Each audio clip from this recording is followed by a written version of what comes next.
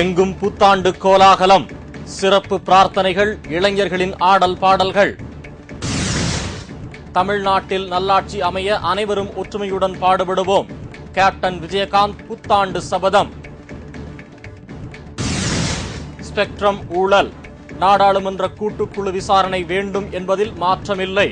பாஜக அறிவிப்பு. பிரதமர் மன்மோகன் சிங் நாளை மறுநாள் சென்னை வருகை. முதலமைச்சர் கருணாநிதியை சந்திக்க திட்டம் ஏதும் இல்லை.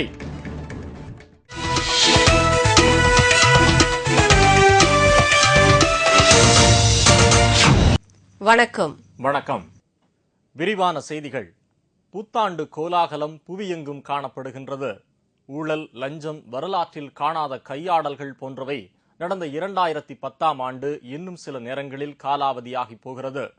வாழ்க்கையில் நாம் இன்னொரு முறை 2010ஆம் ஆண்டை காணப்போவதில்லை. முன்னேறி செல்லும் காலப்போக்கில் பின்னால் பார்க்கும் தத்துவம் எதுவும் கிடையாது. அடுத்து என்ன என்பதே காலத்தின் கட்டாயம். அதன்படி இன்று நள்ளிரவு 12 மணிக்கு 2011ஆம் ஆண்டு பிறக்கின்றது. 2010ஆம் ஆண்டு ஏற்பட்ட அவலங்கள், விபத்துக்கள் போன்றவை புத்தாண்டில் ஏற்பட்டுவிடக் கூடாது என்ற பிரார்த்தனையுடன் 2011ஆம் ஆண்டை மக்கள் சந்திக்கிறார்கள். நல்லதே நடக்க வேண்டி இன்று நள்ளிரவில் கிறிஸ்துவ கோவில்களில் சிறப்பு வழிபாடுகள், ஆராதனைகள் நடைபெறுகின்றன. இதேபோல் நாடு முழுவதிலும் உள்ள இந்து கோவில்களிலும் இன்று நள்ளிரவில் புத்தாண்டு சிறப்பு பூஜை நடைபெறவுள்ளது. சென்னை, கோவை, மதுரை, திருச்சி போன்ற பெருநகரங்களில் நள்ளிரவில் இளைஞர்களின் புத்தாண்டு ஆடல் பாடல் நிகழ்ச்சி நடைபெறுவது உண்டு. அதில் அசம்பாவிதம் ஏற்பட்டு விடாமல் தடுக்க காவல்துறை முன்னேற்பாடுகளை செய்துள்ளது. 2010க்கு விடை கொடுத்து 2011ஆம் ஆண்டை வாழ்த்தி வரவேற்போம். தமிழ்நாட்டில் நல்லாட்சி அமைய அனைவரும் ஒற்றுமையுடன் பாடுபட வேண்டும் என்று கேப்டன் விஜயகாந்த் தனது புத்தாண்டு வாழ்த்துச் செய்தியில் தெரிவித்துள்ளார். கேப்டன் விஜயகாந்த் வெளியிட்டுள்ள புத்தாண்டு வாழ்த்துச் செய்தியில், கடந்த ஆண்டு இதுவரை வரலாற்றில் இல்லாத அளவிற்கு ஊழல் ஆண்டாக முடிவடைந்துள்ளது என்றும், வரும் ஆண்டிலாவது ஊழலையும் வறுமையையும் ஒழிக்கும் ஆண்டாக மலராதா என்று மக்கள் ஏக்கம் கொண்டுள்ளதாகவும் தெரிவித்துள்ளார்.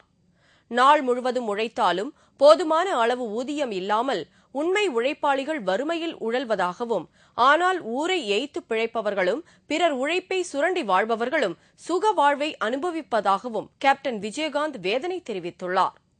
உயர்வு தாழ்வு இல்லாத சமநிலை சமுதாயம் அமைய ஏற்றத்தாழ்வு மலிந்துள்ள இன்றைய சமூக அமைப்பின் அடிப்படையை மாற்றியமைக்க வேண்டும் என்றும் அவர் குறிப்பிட்டுள்ளார். புதியதோர் சமுதாயம் காண இன்றைய சமுதாயத்தில் நலிவுற்ற பிரிவினராக வாடும் விவசாயிகள், கைத்தறி நெசவாளர்கள், மீனவர்கள், தாய்மார்கள், அன்றாடம் கூலி வேலை செய்யும் தொழிலாளர்கள் போன்றோரது வாழ்வு சிறக்க வேண்டும் என்று கேப்டன் வாழ்த்து தெரிவித்துள்ளார். வறுமை, வேலையில்லா திண்டாட்டம், மின்வெட்டு, விலைவாசி உயர்வு, சட்டம் ஒழுங்கு சீர்கேடு போன்றவை அறவே இந்த ஆண்டோடு ஒழிந்து வரும் 2011ஆம் ஆண்டில் அமைதியும் முன்னேற்றமும் நல்வாழ்வும் அனைத்து மக்களுக்கும் கிடைக்க வேண்டும் என்றும் கேப்டன் விஜயகாந்த் வாழ்த்தியுள்ளார். அதற்கான நல்லாட்சியை தமிழ்நாட்டில் காண நாம் அனைவரும் ஒற்றுமையுடன் பாடுபடுவோம் என்று தெரிவித்துள்ள கேப்டன் விஜயகாந்த், புத்தாண்டு நன்னாளில் தமிழ்நாட்டை சேர்ந்த அனைத்து மக்களுக்கும் தனது இதயமார்ந்த புத்தாண்டு நல்வாழ்த்துக்களை தெரிவித்துக் கொண்டுள்ளார். அனைவருக்கும் எனது புத்தாண்டு வாழ்த்துக்கள். 2011 மக்கள் ஆண்டாக அமைய நாம் அனைவரும் சபதம் ஏற்போம். ஸ்பெக்ட்ரம் ஊழல் விவகாரம் குறித்து நாடாளுமன்ற கூட்டுக்குழு அமைத்து விசாரணை நடத்த வேண்டும் என்ற கருத்தை பாரதிய ஜனதா கட்சி மீண்டும் வலியுறுத்தியுள்ளது. நாடாளுமன்ற கூட்டுக்குழு அமைக்க வலியுறுத்தி மக்களவை, மாநிலங்களவை ஆகியவை முடக்கப்பட்டன. இனிவரும் பட்ஜெட் கூட்டத்தொடரை அமைதியாக நடத்துவது குறித்து சபாநாயகர் மீரா குமார் அனைத்துக் கட்சி கூட்டத்தை கூட்டி ஆலோசனை நடத்தினார். சபையை அமைதியாக நடத்த பாஜக உள்ளிட்ட அனைத்து கட்சிகளும் ஒத்துக்கொண்டதாக பின்னர் மீரா குமார் கூறியுள்ளார். ஆனால் புதுடில்லியில் இன்று செய்தியாளர்களிடம் பேசிய பாஜக செய்தித் தொடர்பாளர் நிர்மலா சீதாராமன், ஸ்பெக்ட்ரம் ஊழல் குறித்து விசாரிக்க நாடாளுமன்ற கூட்டுக்குழு அமைக்க வேண்டும் என்பதில் பாஜக உறுதியாக இருப்பதாக தெரிவித்தார். आफ्टर द मीटिंग के बाद बीजेपी के पोजीशन यही है कि हम जेपीसी मांग रहे हैं. ஆனால் காங்கிரஸ் கட்சியோ இந்த பிரச்சனை குறித்து முழு அளவில் விவாதம் நடத்த தயார் என்று தெரிவித்துள்ளது. ஜனநாயக முறைக்கு விரோதமாக பாஜக செயல்படுவதாக காங்கிரஸ் மூத்த தலைவர் ஷக்கீல் அகமது கூறினார். लोग हमेशा से कहते रहे हैं कि डायलॉग से, संवाद से ही रास्ता निकलता है और पार्लियामेंट में भी हम लोगों ने, सरकार ने विरोधी पक्ष के लोगों को, खास के एनडीए और बीजेपी के लोगों को बहुत स्पष्ट रूप से कहा था कि संसद में आइए, बहस कीजिए, आप कहिए कि जेपीसी बननी चाहिए, लेकिन बहस हो संसद में और बहस होने के बाद कोई एक रास्ता निकल सकता है.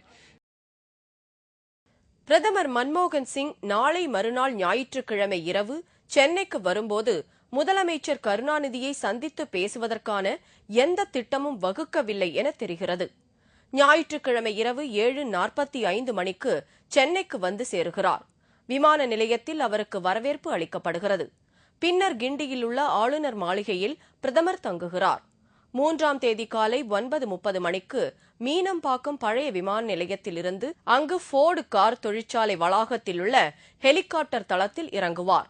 பின்னர் காட்டாங்குளத்தூரில் நடைபெறும் 98வது இந்திய அறிவியல் மாநாட்டை பிரதமர் தொடங்கி வைப்பார்.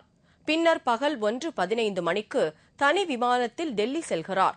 பிரதமருக்கான பாதுகாப்பு ஏற்பாடுகள் தீவிரமாக செய்யப்படுகின்றன. 3ஆம் தேதி அடையாறில் சுற்றுச்சூழல் பூங்காவை பிரதமர் திறந்து வைப்பதாக இருந்தது. ஆனால் பூங்காவிற்கு மத்திய சுற்றுச்சூழல் ஒப்புதல் இன்னும் கிடைக்காததால் அந்த நிகழ்ச்சி ஒத்திவைக்கப்பட்டுள்ளது. பிரதமரும் முதலமைச்சர் கருணாநிதியும் சந்தித்து பேசுவதற்கான திட்டம் நிகழ்ச்சி நிரலில் இடம்பெறவில்லை என்றாலும் விமான நிலையத்தில் மன்மோகன் சிங்கை வரவேற்க கருணாநிதி செல்ல இருக்கிறார்.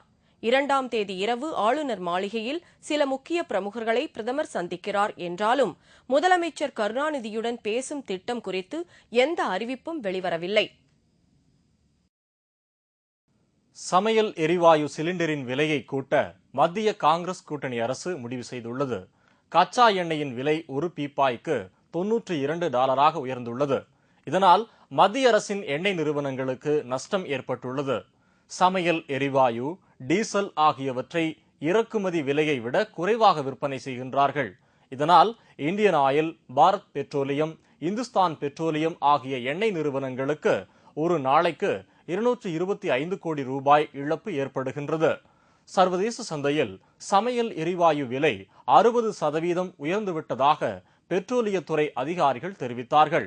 எனவே டீசல் விலையை லிட்டருக்கு 2 ரூபாயும், சமையல் எரிவாயு விலையை சிலிண்டருக்கு 35 ரூபாய் முதல் 40 ரூபாய் வரையும் உயர்த்த முடிவு செய்யப்பட்டுள்ளது. இதற்கான அறிவிப்பை எண்ணெய் நிறுவனங்கள் விரைவில் வெளியிடும் என்று தெரிகிறது. நாட்டில் பணவீக்கம் அதிகரித்துவிட்டதால் 50 பைசாவை வாங்க ஆள் கிடையாது. 25 காசு என்றால் சாலையில் கிடந்தாலும் அதை யாரும் தொடுவது இல்லை. வரும் ஜூன் மாதம் 30ஆம் தேதி முதல் 25 காசு, 20 காசு, 10 காசு ஆகிய நாணயங்கள் செல்லுபடியாகாது. மத்திய அரசு இதை அறிவித்திருக்கிறது என்றாலும் 50 பைசா நாணயம் தொடர்ந்து செல்லுபடியாகும். கோவையில் கூடிய பிச்சைக்காரர்கள் சங்கத்தினர் 1 ரூபாய்க்கு குறைந்து பிச்சை வாங்குவது இல்லை என்று ஏற்கனவே தீர்மானம் நிறைவேற்றி இருக்கிறார்கள். அந்த அளவிற்கு நாட்டில் பணப்புழக்கம் உள்ளது. எனவே 25 காசு மற்றும் அதன் கீழ் புழக்கத்திலுள்ள 3 வகை நாணயங்கள் செல்லாது. ஜூன் 30ஆம் தேதி முதல் அந்த நாணயங்கள் செல்லுபடியாகாது என்று மத்திய அரசு அறிவித்துள்ளது என்றாலும் 50 காசு நாணயமும் அதற்கு மேலுள்ள மற்ற 3 வகை நாணயங்களும் செல்லுபடியாகும் என்பது குறிப்பிடத்தக்கது.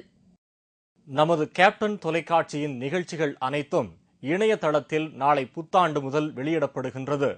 கடந்த ஏப்ரல் மாதம் முதல் மக்கள் ஆதரவுடன் வெற்றிகரமாக ஒளிபரப்பாகி வரும் கேப்டன் தொலைக்காட்சியின் நிகழ்ச்சிகள் நகர்ப்புறங்களிலும் கிராமப்புறங்களிலும் பெரிதும் வரவேற்கப்பட்டுள்ளன.